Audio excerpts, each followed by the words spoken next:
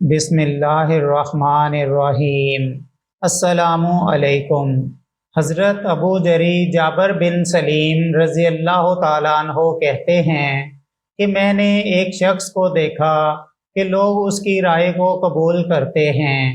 جب بھی وہ کوئی بات کہتا ہے لوگ اسی کو تسلیم کرتے ہیں۔ میں نے پوچھا یہ کون ہیں؟ لوگوں نے بتایا کہ یہ رسول اللہ صلی اللہ علیہ وآلہ وسلم ہیں۔ میں نے 2 مرتبہ کہا علیکم السلام یا رسول اللہ، آپ پر سلام ہو اللہ کے رسول۔ آپ صلی اللہ علیہ وآلہ وسلم نے فرمایا علیکم السلام نہ کہو، یہ مردوں کا سلام ہے، اس کے بجائے السلام علیکم کہو۔ میں اس اللہ کا بھیجا رسول صلی اللہ علیہ وآلہ وسلم ہوں، جس کو تمہیں کوئی ضرر لاحق ہو تو پکارو، وہ تم سے اس ضرر کو دور فرما دے گا۔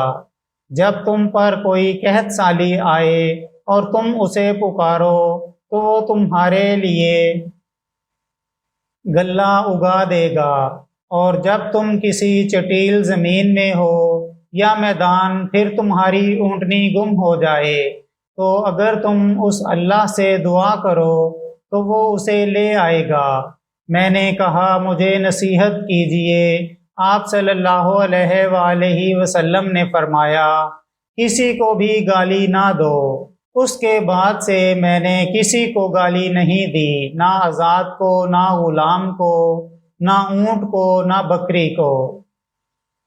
آپ صلی اللہ علیہ وآلہ وسلم نے فرمایا کسی بھی بھلائی کے کام کو معمولی نہ سمجھو، اور اگر تم اپنے بھائی سے خندہ پیشانی سے بات کرو گے تو یہ بھی بھلے کام میں داخل ہے، اور اپنا تہبند نصف ساق پنڈلی تک اونچی رکھو، اور اگر اتنا نہ ہو سکے تو ٹخنوں تک رکھو، اور تہبند کو ٹخنوں سے نیچے لٹکانے سے بچو، کیونکہ یہ غرور و تکبر کی بات ہے، اور اللہ غرور پسند نہیں کرتا۔